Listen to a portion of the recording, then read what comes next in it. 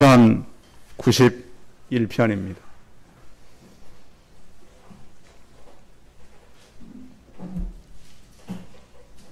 시편 91편.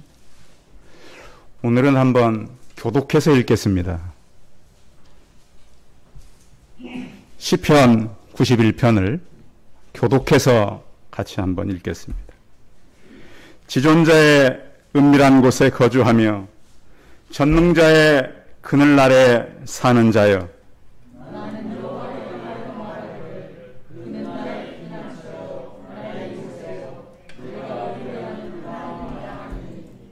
이는 그가 너를 새 사냥꾼의 올무에서와 심한 전염병에서 건지실 것임이로다.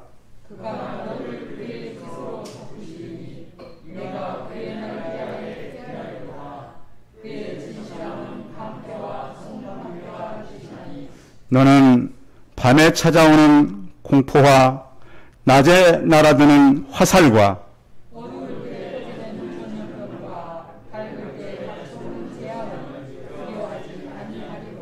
천명이 내 왼쪽에서 만명이 내 오른쪽에서 엎드러지나 이 재앙이 내게 가까이 하지 못하리로다.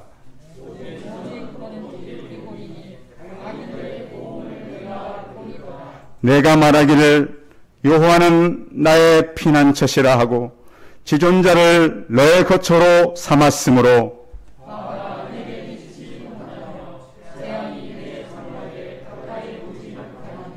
그가 너를 위하여 그의 천사들을 명령하사 내 모든 길에서 너를 지키게 하심니라.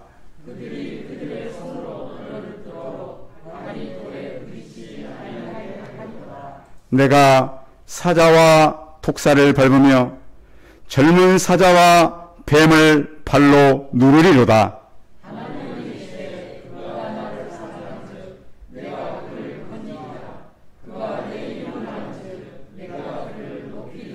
그가 내게 간구하리니 내가 그에게 응답하리라. 그들이 환난 당할 때에 내가 그와 함께하여 그를 건지고 영화롭게 하리라. 내가 그를 장수하게 함으로 그를 만족하게 하며 나의 구원을 그에게 보이리라 하시도다. 아멘. 옆 사람과 서로 인사하겠습니다. 만나서 반갑습니다. 예, 감사합니다. 오늘도 가정에서 또한 처소에서 실시간으로 예배드리는 성도님들 환영하고요. 코로나가 더 확장되고 있지만 우리가 믿음 안에서 하나님 주신 지혜로 이 모든 어려움들 이겨가는 우리 성도들이 되길 바랍니다. 7월은 이 지구촌에 참 위기가 많이 있습니다. 2주 후에 올림픽을 치러야 되는 일본은 코로나도 문제지만 지금 그들의 더 큰 염려는 걸출한 호우라고 하는 겁니다. 엄청난 비가 그 땅에 지금 내리고 있고요. 1000년 만에 오는 비라고 지금 일본 사람들이 얘기하고 있습니다. 자연재해로 인해서 많은 희생들이 있고요. 또 코로나가 변이를 일으켜서 우리도 다음 주와 그 다음 주는 비대면으로 예배를 드려야 되는 그런 상황에 왔습니다. 어제 뉴스를 보니까 인도네시아는 지난 6일부터 코로나로 인한 사망자가 거의 1000명에 육박하고 있습니다.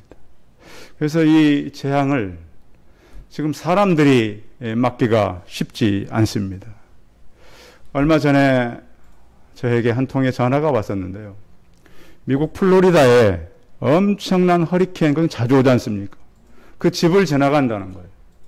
대피 막 하고 있는데 목사님 아이들이 너무 두려워하는데 그들 위로할 말씀이 없으니까 그래서 찾아온 말씀이 시편 말씀입니다.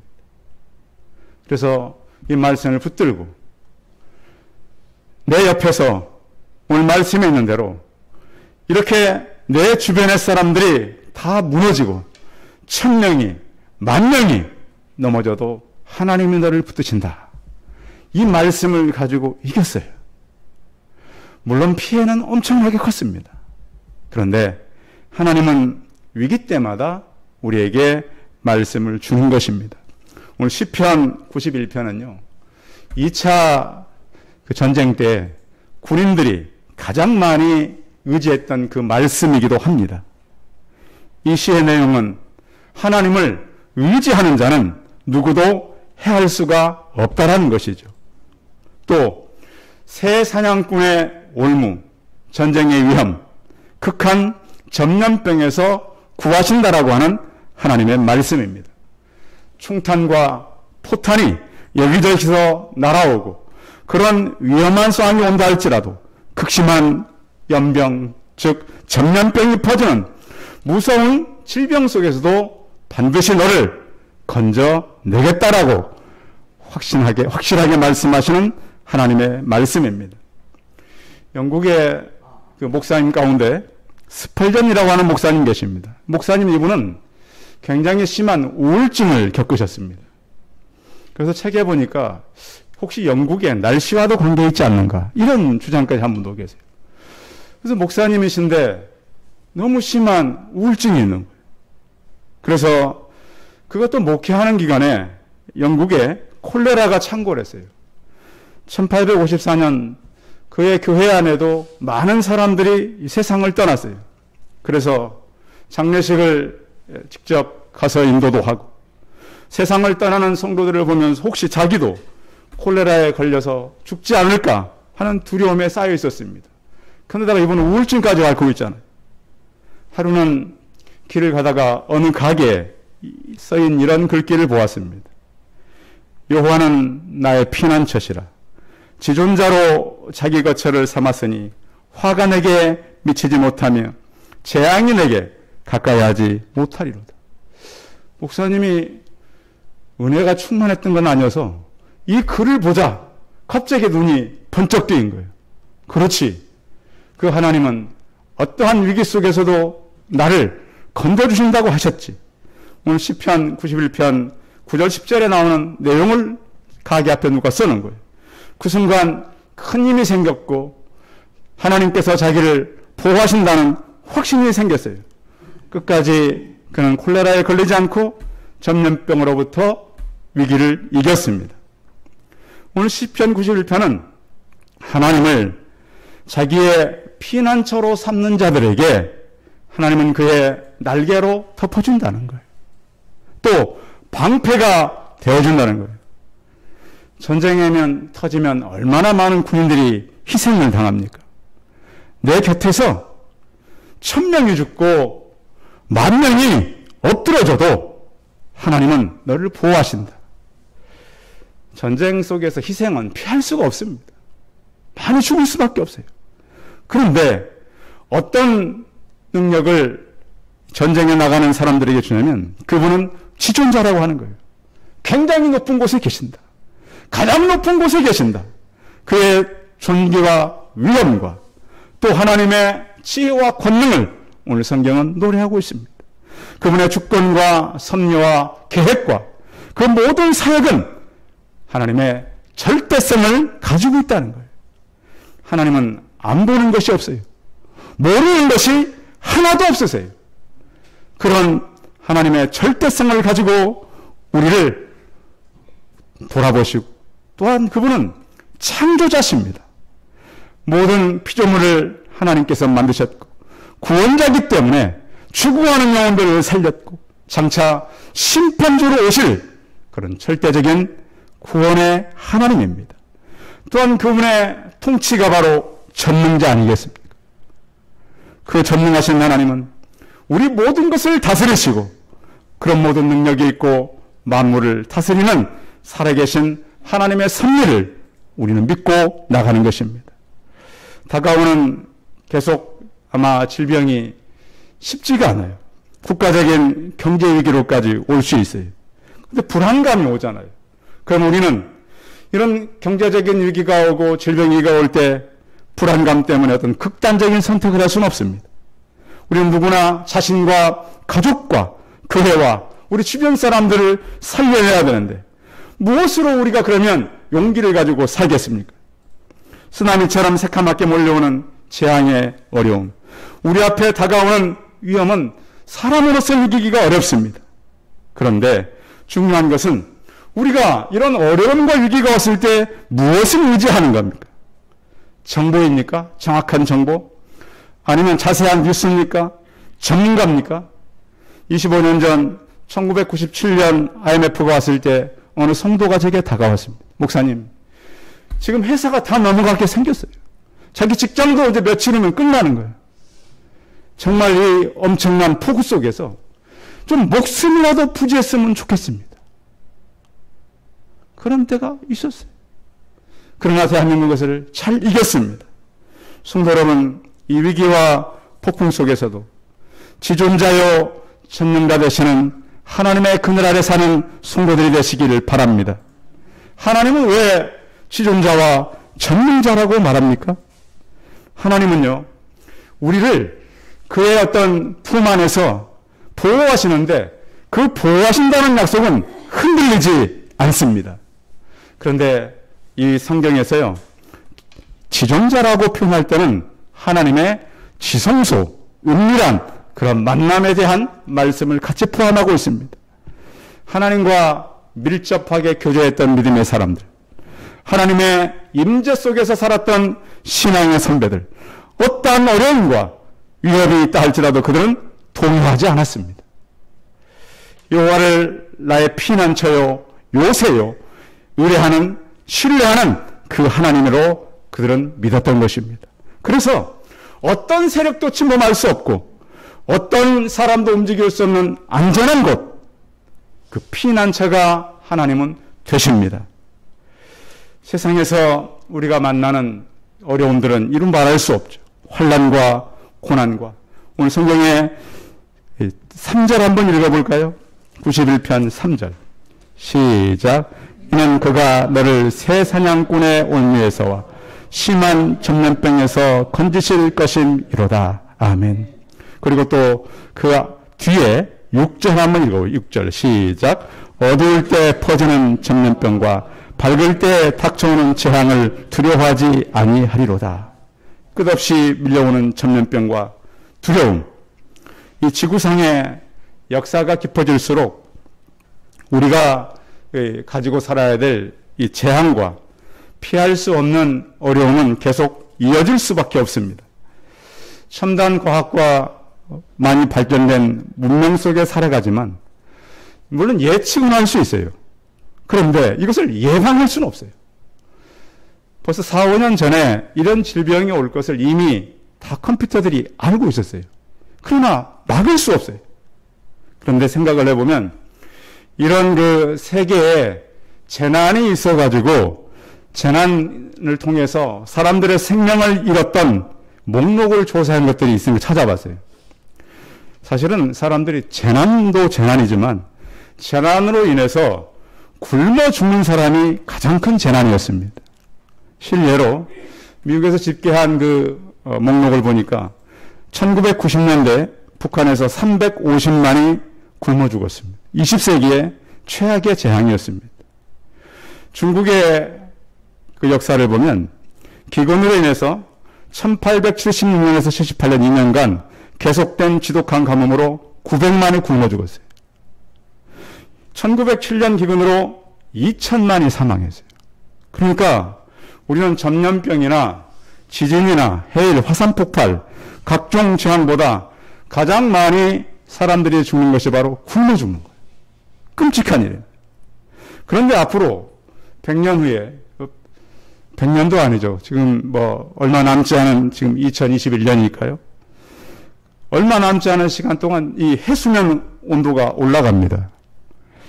한 2도에서 7도 정도 올라가면 이 바닷물 높이가 올라가요. 그래서 그렇게 되면 이 지금 저 아래쪽에 섬나라, 태평양 근처에 있는 방글라데시나 네덜란드는 많은 지대가 침수를 당합니다. 그래서 아시아에서만 한 1억 이상이 식량난을 겪어대고요. 인구 절반이 물 부족에 직면하게 된다 그럽니다. 총체적인 또 문제는 온실가스가 지금과 똑같이 유지된다 그래도 지구의 온난화는 피할 수 없습니다. 지구의 온난화는 점점 따뜻해지는 것이 아니라 혹독한 추위와 극심한 더위가 계속 반복이 되는 거예요. 그래서 지금 많은 나라들이 점점 더워지고 있고 또 추운 데는 굉장히 추워지고 있어요.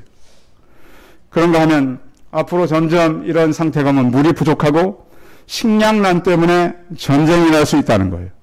그런데 한반도는 물만 잘 관리해도 엄청난 이 수익을 얻을 수 있대요. 왜냐하면 점점점 이렇게 중국 아래쪽이 바다에 잠기게 되고 물이 부족하게 되면 한반도는 물만 잘 저장해도 앞으로 물값이 기름값보다 훨씬 비싸집니다. 지금도 물론 거의 지금 그러고 있지만 그래서 한반도는 앞으로 물만 잘 관리해도 이 대륙에 물을 가지고 이걸 잘 보내도 이것으로도 많은 풀을 축적할 수 있다라고 하는 이런 그 어떤 과학적인 데이터가 있어요. 모든 것은 물론 예측입니다.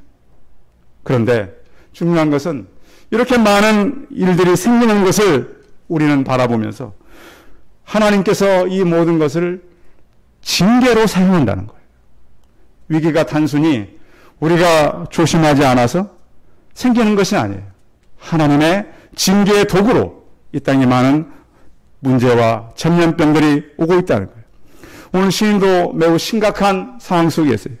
그 주변에는 마치 사냥꾼의 올무에서 심한 전염병에서 그는 갇혀 있는 것처럼 오늘 시는 기록되고 있습니다. 밤에 찾아오는 공포, 낮에 날아드는 이 화살, 그래서 끝없이 밀려오는 밤과 낮의 위기가 있는 거예요. 우리도 생활하면서 위기는 자주 찾아옵니다. 그럼 우리는 낙심하고 절망하고 있어야 될 것입니까? 시편 91편의 이 시는 이 낙심과 절망을 이긴 시인이 이 시를 쓴 것입니다. 우리는 생활하면서 하나님께서 우리에게 그러면 어려움이 있을 때 어떻게 하실까요?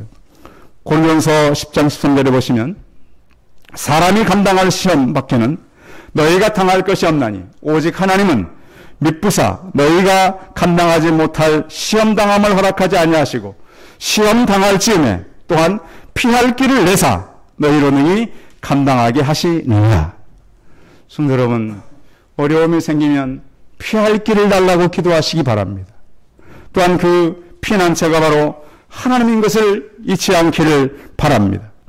우리 7절 한번 읽어보겠습니다. 7절 시작. 1000명이 내 왼쪽에서 10,000명이 내 오른쪽에서 엎드러지나 이 재앙이 내가 가까이 하지 못하리로다. 만 희생과 죽음이 있다 할지라도 우리의 지존자요 전능자이신 그 그늘에 우리는 살아가는 사람들입니다. 그런데 하나님께서 우리를 건진다고 하셨는데 건진다라는 표현이 무슨 채를 가지고 뜬다는 표현이 아닙니다. 성경에서 건진다라고 하는 말씀은 내가 어떤 구덩이에 빠졌으면 하나님은 그 구덩이에 내려오셔서 나를 그 밑에서 밀어 올리신다는 그 표현이 바로 너를 건지겠다라는 표현입니다. 혹시 여러분들 여러 가지 위기가 있습니까? 어려움이 계십니까? 내가 있는 곳에 내려오셔서 나를 밀어 올리시는 그 하나님을 경험하고 체험하는 신앙들이 있기를 바랍니다. 두 번째는 화가 너희에게 미치지 못할 것을 말씀합니다. 자, 9절 한번 다시 읽어볼까요? 9절 시작. 내가 말하기를 여호와는 나의 피난처시라 하고 지존자를 너의 거처로 삼았으므로. 하나님을 나의 거처로 삼는 사람, 하나님께 피한다는 의미는 뭐냐면 전적으로 모든 것을 맡긴다는 거예요. 하나님께 우리가 피한다는 것은 어떤 하나님께서 피난처를 만들어 놓은 것이 아니고 전적으로 모든 것을 맡긴다. 어떻게 맡기는 것이냐? 살아도 죽어도 주를 위해서 살겠다는 믿음의 자세가 하나님께 피하는 자세입니다. 내가 흥하든지 망하든지 하나님께서 원하는 삶을 내가 살겠다. 그래서 하나님께 피한다는 이 말씀을 바꾸면 믿음의 용기입니다. 성도 여러분, 사람들이 위기를 느끼고 사람들이 두려워할 때 이 모든 것은 하나님께서 주관하고 계신다는 사실을 잊지 않기를 바랍니다. 교회라고 전염병이 아닐 수가 없어요. 우리가 조심한다고 코로나에 안 걸릴 수는 없어요. 어디서 보이지 않는 바이러스가 어떻게 움직이는지 아무도 알 수 없어요. 그런데 하나님은 이 모든 것을 주관하시고 또 하나님 편에 서라는 결단이 필요한 거예요. 우리가요, 어떤 위기가 생겨가지고 기도하면 그 즉시, 물론 예수님께서는 하나님이시기 때문에 그 즉시 모든 것을 바꾸시기도 하셨어요. 그런데 성경에 보면 많은 신앙의 선배들이 그것을 이기는데 시간들이 걸렸다는 거예요. 금방 회복되느냐는 그렇게 많지를 않아요. 많은 고초가 있었고 위기 속에서 고난을 당했어요. 우리가 고난의 대표를 성경에 찾는다면 바로 욥을 찾습니다. 그러면 이 욥이 모든 건 잃었잖아요. 하루아침에 그의 재산을 다 잃고 그 10명의 자녀들을 다 잃고 그 건강을 잃었습니다. 그래서 성경학자들이 도대체 이 기간이 얼마 되는가? 성경에는 없어요. 추론해 보니까 이것이 한 건 30년쯤은 됐을 거다. 그런데 하나님은 결국 회복시키는 하나님이에요. 성도 여러분, 우리는 하나님을 신뢰하고 의지합니다.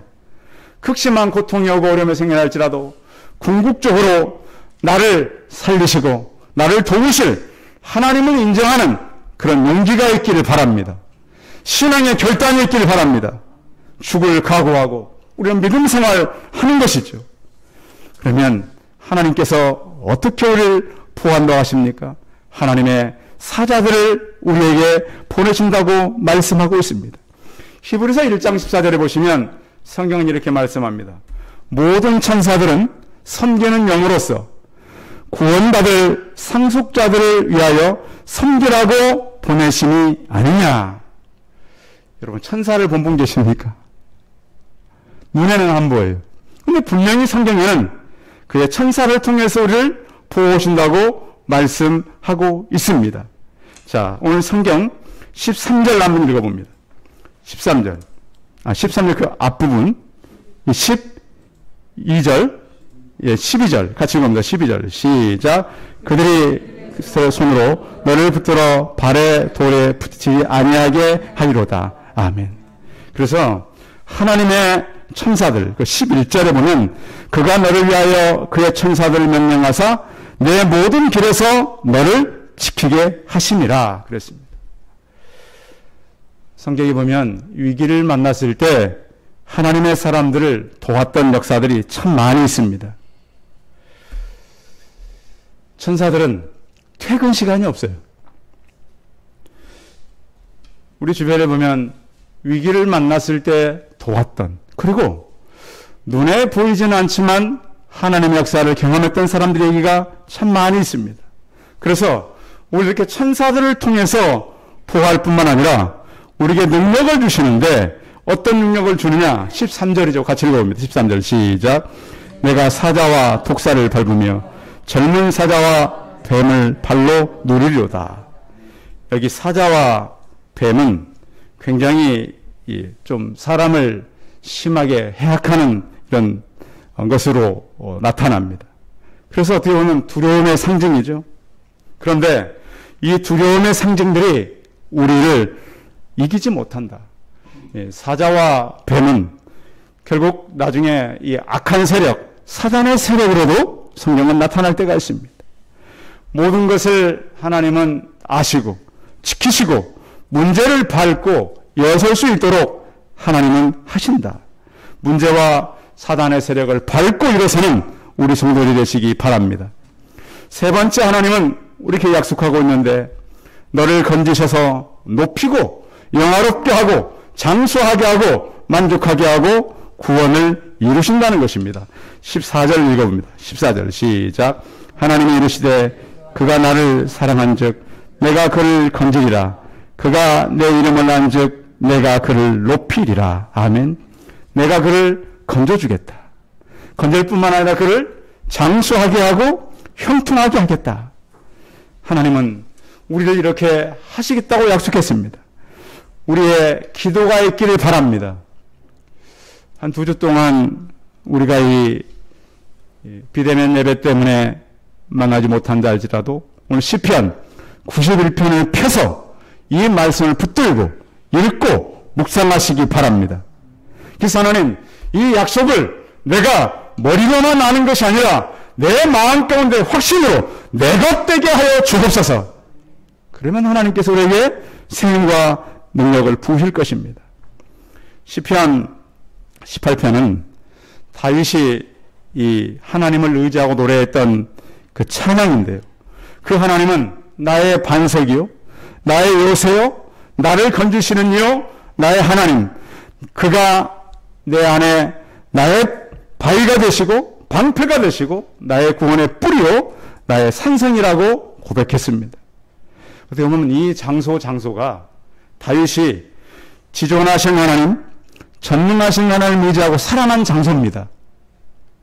나의 반석은, 이 반석은 그냥 단순한 반석이 아니고 갈라진 반석입니다. 토끼나 조그마한 동물들이 사자나 호랑이에게 쫓기면 어떻게 돼요? 막 도망가다가 바위 틈이 나타나면 쑥 들어가 버려요.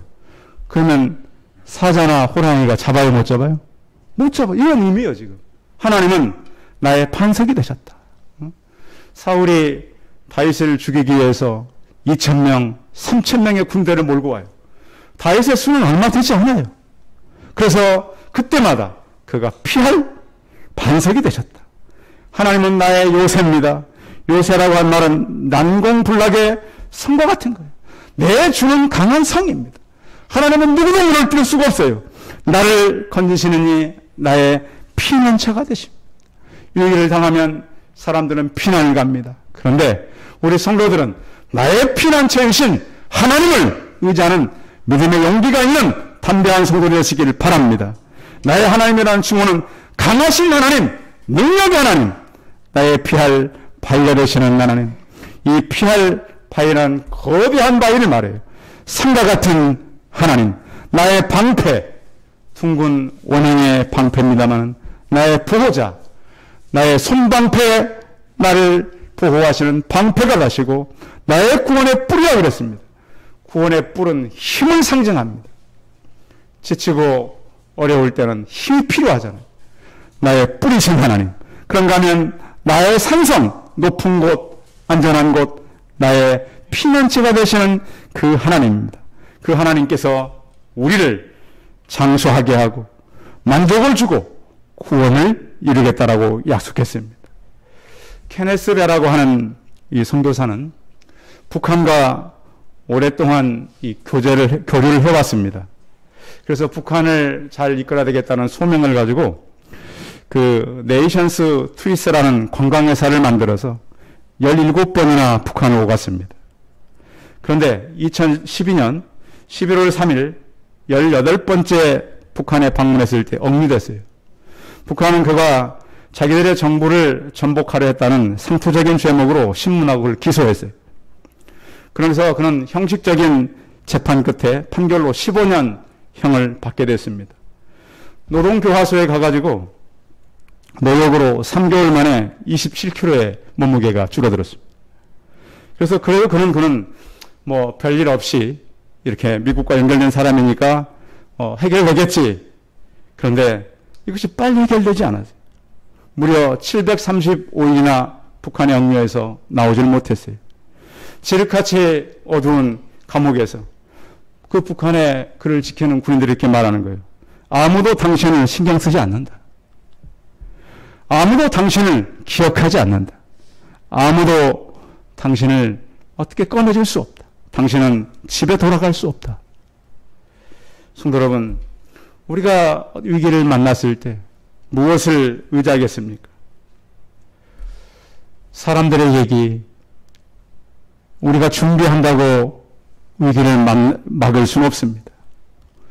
살아계신 하나님은 불 속에서도 다니엘의 친구들을 이끌어내셨습니다. 유라굴로라고 하는 광풍 속에서도 바울과 그 배에 탄 사람들을 한 명도 죽지 않고 살려냈습니다. 질병에서도 건졌고 죽은 지 나흘이나 되는 나사로도 살리셨습니다. 모든 문제 속에서 우리를 구하실 것입니다.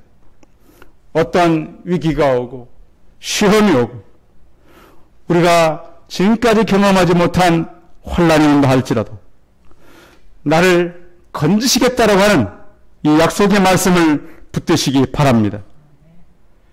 우리는 앞으로 2주가 될지 몇 주가 될지 비대면 예배가 어떻게 될지는 알 수 없습니다. 그러나 우리가 만나지 못하는 기간 동안 실시간으로 예배 들어오시고 또 오늘 특별히 시편 91편의 말씀을 붙들고 하나님의 지존자의 그늘, 전능자의 그늘에 거하는 우리 성도들이 다 되시기 바랍니다. 기도하겠습니다. 살아계신 하나님, 이 지구촌에는 질병뿐만 아니라 또한 폭우로 인해서 또 더워지는 한여로 인해서 많은 재앙들이 계속되고 있습니다.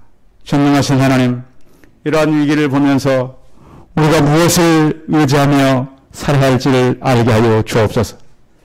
하나님께서는 나를 지키신다고 약속했고 또한 나를 결국은 건져내신다고 약속하셨습니다.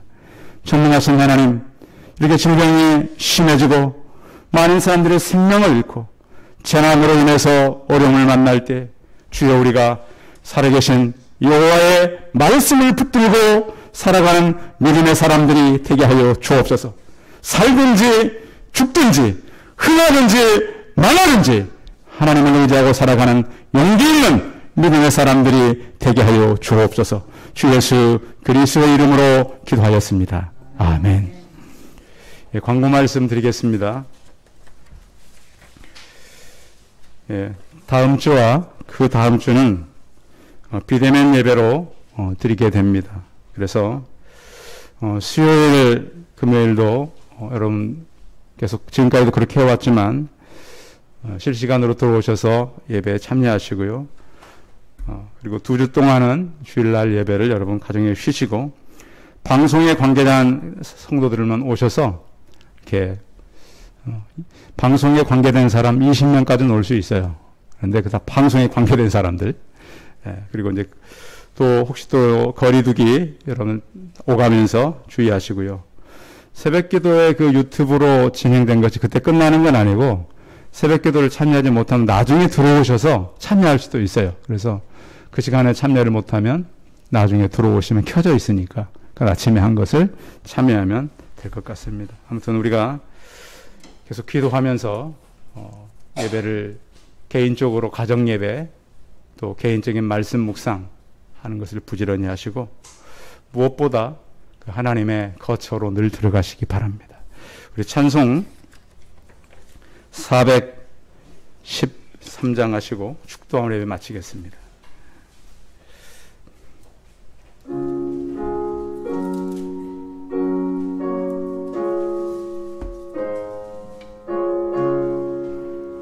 내 평생에 가는 길 순탄하여 늘 찬양한 강 같은지 큰 풍파로 무섭고 어렵든지 나의 영혼은 늘 편하며 내 영혼 평안해 내 영혼 내 영혼 평안해 저 마위는 우리를 삼키려고 이 벌리고 달려와도 주 예수는 우리의 대명weni 끝내 싸워서 이기리라 내 영혼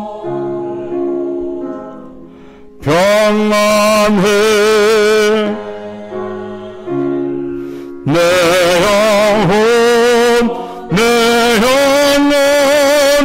평안해. 내 신재 주홍빛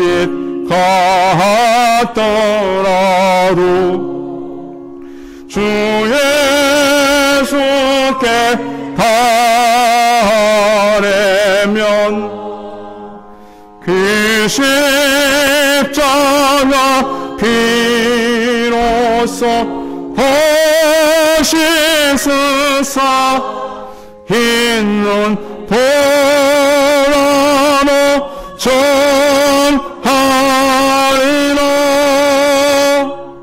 내 영혼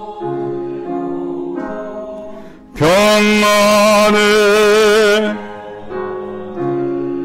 내 영혼 평안해.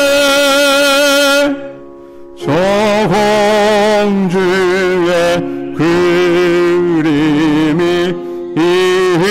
일어나면 큰 나팔이 울릴 때에 주 오셔서 세상을 심판해모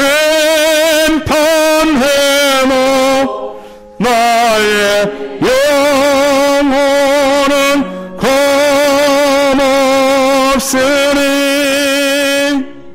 내 영혼 평안해. 내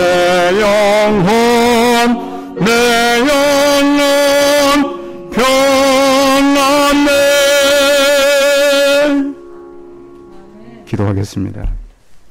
이제는 우리 주 예수 그리스도의 은혜와 하나님 아버지의 무한하신 사랑과 성령의 교통하심이 어떠한 재앙과 질병과 혼란이 온다 할지라도 내가 너를 건지리라 약속한 이 말씀을 의지하고 주의 말씀 속에 거하며 살아가기를 소원하는 우리 성도들의 머리머리에와 이들의 가정과 자녀들과 직장과 사업터 위에 이제로부터 영원토록 함께 있을지어다. 아멘.